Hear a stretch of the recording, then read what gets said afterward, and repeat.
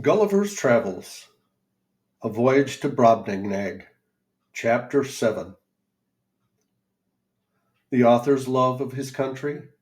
He makes a proposal of much advantage to the king, which is rejected. The king's great ignorance in politics. The learning of that country very imperfect and confined. The laws and military affairs and parties in the state. Nothing but an extreme love of truth could have hindered me from concealing this part of my story. It was in vain to discover my resentments, which were always turned into ridicule, and I was forced to rest with patience while my noble and beloved country was so injuriously treated. I am heartily sorry, as any of my readers can possibly be, that such an occasion was given. But this prince happened to be so curious and inquisitive upon every particular that it could not consist either with gratitude or good manners to refuse giving him what satisfaction I was able. Yet thus much I may be allowed to say in my own vindication, that I artfully eluded many of his questions, and gave to every point a more favorable turn by many degrees than the strictness of truth would allow. For I have always borne the laudable partiality to my own country, which Dionysius Halicarnassus with so much justice recommends to an historian. I would hide the frailties and deformities of my political mother, and place her virtues and beauties in the most advantageous light. This was my sincere endeavor in those many discourses I had with that monarch, although it unfortunately failed to succeed. But great allowances should be given to a king who lives wholly secluded from the rest of the world, and must therefore be altogether unacquainted with the manners and customs that most prevail in other nations, the want of which knowledge will ever produce many prejudices and a certain narrowness of thinking, from which we and the politer countries of Europe are wholly exempted. And it would be hard indeed if so remote a prince's notions of virtue and vice were to be offered as a standard for all mankind. To confirm what I have now said, and further to show the miserable effects of a confined education, I shall here insert a passage which will hardly obtain belief. In hopes to ingratiate myself further into his Majesty's favor, I told him of an invention discovered between 300 and 400 years ago, to make a certain powder into a heap which the smallest spark of fire falling would kindle the whole in a moment, although it were as big as a mountain, and make it all fly up in the air together, with a noise and agitation greater than thunder. That a proper quantity of this powder rammed into a hollow tube of brass or iron, according to its bigness, would drive a ball of iron or lead with such violence and speed as nothing was able to sustain its force. That the largest balls thus discharged would not only destroy whole ranks of an army at once, but batter the strongest walls to the ground, sink down ships with 1,000 men in each to the bottom of the sea, and when linked together by a chain would cut through masts and rigging, divide hundreds of bodies in the middle, and lay all waste before them. That we often put this powder into large hollow balls of iron, and discharge them by an engine into some city we are besieging, which would rip up the pavements, tear the houses to pieces, blast and throw splinters in every direction, dash out the brains of all who come near. That I knew the ingredients very well, which were cheap and common. I understood the manner of compounding them, and could direct his workmen how to make those tubes of a size proportionable to all other things in his Majesty's kingdom, and the largest need not be above 100 feet long, 20 or 30 of which tubes, charged with proper quantity of powder and balls, would batter down the walls of the strongest town in his dominions in a few hours, or destroy the whole metropolis, if ever it should pretend to dispute his absolute commands. This I humbly offered to his Majesty as a small tribute of acknowledgment in return of so many marks that I had received from his royal favor and protection. The king was struck with horror at the description I had given him of those terrible engines, and the proposal I had made. He was amazed how so impotent and groveling an insect as I, these were his expressions, could entertain such inhumane ideas, and in so familiar a manner as to appear wholly unmoved at all the scenes of blood and desolation which I had painted as the common effects of those destructive machines. Whereof, he said, some evil genius, enemy to mankind, must have been the first contriver. As for himself, he protested that although few things delighted him so much as new discoveries in art or in nature, yet he would rather lose half his kingdom than be privy to such a secret, which he commanded me, as I valued my life, never to mention any more. A strange effect of narrow principles and short views, that a prince possessed of every quality which procures veneration, love, and esteem, of strong parts, great wisdom, and profound learning, endued with admirable talents for government, and almost adored by his subjects, should from a nice unnecessary scruple, whereof in Europe we can have no conception, let slip an opportunity to put into his hands that would have made him absolute master of the lives, the liberties, and fortunes of his people.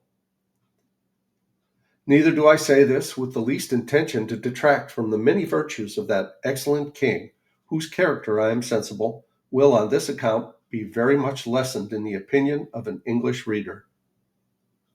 But I take this defect among them to have risen from their ignorance, they not having hitherto reduced politics into a science, as the more acute wits of Europe have done. For I remember very well, in a discourse one day with the king, when I happened to say there were several thousand books among us written upon the art of government, it gave him, directly contrary to my intention, a very mean opinion of our understandings. He professed both to abominate and despise all mystery, refinement, and intrigue, either in a prince or a minister.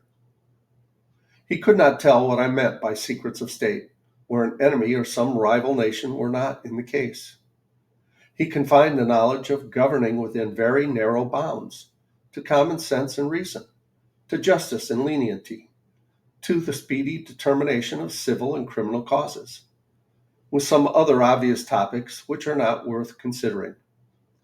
And he gave it for his opinion that whoever could make 2 ears of corn or 2 blades of grass to grow upon a spot of ground where only one grew before, would deserve better of mankind and do more essential service to his country than the whole race of politicians put together. The learning of this people is very defective, consisting only in morality, history, poetry, and mathematics, wherein they must be allowed to excel. But the last of these is wholly applied to what may be useful in life, to the improvement of agriculture and all mechanical arts, so that among us it would be little esteemed. And as to the ideas, entities, abstractions, and transcendentals, I could never drive the least conception into their heads.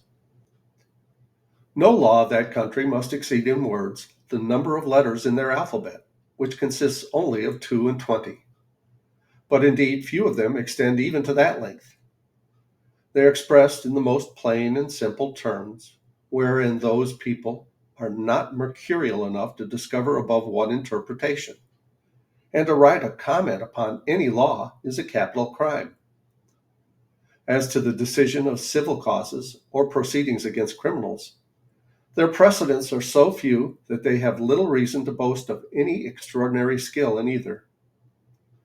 They have had the art of printing, as well as the Chinese, time out of mind, but their libraries are not very large, for that of the king, which is reckoned the biggest, does not amount to above 1,000 volumes, placed in a gallery of 1,200 feet long, whence I had liberty to borrow what books I pleased. The Queen's joiner had contrived in one of Glumdalclitch's rooms a kind of wooden machine 25 feet high, formed like a standing ladder. The steps were each 50 feet long. It was indeed a movable pair of stairs, the lowest end placed at 10 feet distance from the wall of the chamber. The book I had in mind to read was put up leaning against the wall. I first mounted to the upper step of the ladder, and turning my face towards the book, began at the top of the page. and so walking to the right and left about 8 or 10 paces, according to the length of the lines, till I had gotten a little below the level of mine eyes, and then descending gradually till I came to the bottom. After which I mounted again and began the other page in the same manner, and so turned over the leaf, which I could easily do with both my hands, for it was as thick and stiff as pasteboard, and in the largest folios not above 18 or 20 feet long. Their style is clear, masculine, and smooth, but not florid, for they avoid nothing more than multiplying unnecessary words or using various expressions. I have perused many of their books, especially those in history and morality. Among the rest, I was much diverted with a little old treatise, which always lay in Glumdalclitch's bedchamber and belonged to her governess, a grave, elderly gentlewoman, who dealt in writings of morality and devotion. The book treats of the weakness of humankind, and is in little esteem except among women and the vulgar. However, I was curious to see what an author of that country could say upon such a subject. This writer went through all the usual topics of European moralists, showing how diminutive, contemptible, and helpless an animal was man in his own nature, how unable to defend himself from the inclemencies of the air or the fury of wild beasts, how much he was excelled by one creature in strength, by another in speed, by a third in foresight, by a fourth in industry. He added that nature was degenerated in these later declining ages of the world, and could now produce only small abortive bursts in comparison of those in ancient times.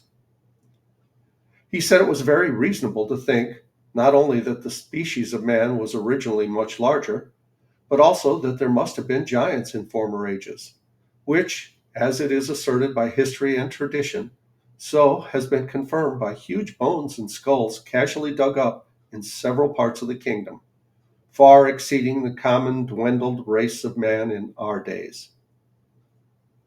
He argued that the very laws of nature absolutely required he should have been made, in the beginning, of a size more large and robust, not so liable to the destruction from every little accident of a tile falling from a house, or a stone cast from the hand of a boy, or of being drowned in a little brook.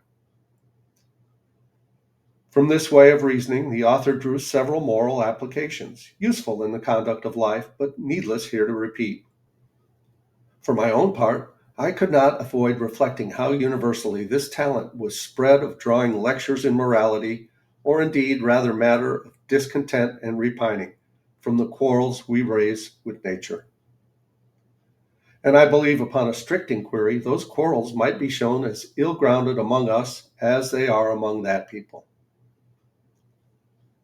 As to their military affairs, they boast that the king's army consisted of 176,000 foot and 32,000 horse, if that may be called an army, which is made up of tradesmen in the several cities and farmers in the country, whose commanders are only the nobility and gentry, without pay or reward. They are indeed perfect enough for their exercises and under very good discipline, wherein I saw no great merit. For how should it be otherwise, where every farmer is under the command of his own landlord, and every citizen under that of the principal men of his own city, chosen after the manner of Venice by ballot? I have often seen the militia of Lobogrud drawn out to exercise in a great field near the city of 20 miles square. They were in all not above 25,000 foot and 6,000 horse, but it was impossible for me to compute their number, considering the space of ground they took up. A cavalier mounted on a large steed might be about 100 feet high. I have seen this whole body of horse, upon a word of command, draw their swords at once and brandish them in the air. Imagination can figure nothing so grand, so surprising, and so astonishing. It looked as if 10,000 flashes of lightning were darting at the same time from every quarter of the sky. I was curious to know how this prince, to whose dominions there is no access from any other country, came to think of armies, or to teach his people the practice of military discipline. But I was soon informed, both by conversation and reading their histories, for in the course of many ages they have been troubled with the same disease to which so many other governments are subject. The nobility often contending for power, the people for liberty, and the king for absolute dominion. All which, however happily tempered by the laws of the kingdom, have been sometimes violated by each of the three parties, and have once or more occasioned civil wars. The last whereof was happily put an end to by this prince's grandfather, by a general composition. And the militia then settled with common consent has been ever since kept in the strictest duty. And we'll go on with Chapter 8 in the next video. Please like, subscribe, leave a comment below. Thanks so much for watching. I love you guys. As Tigger says, ta-ta for now.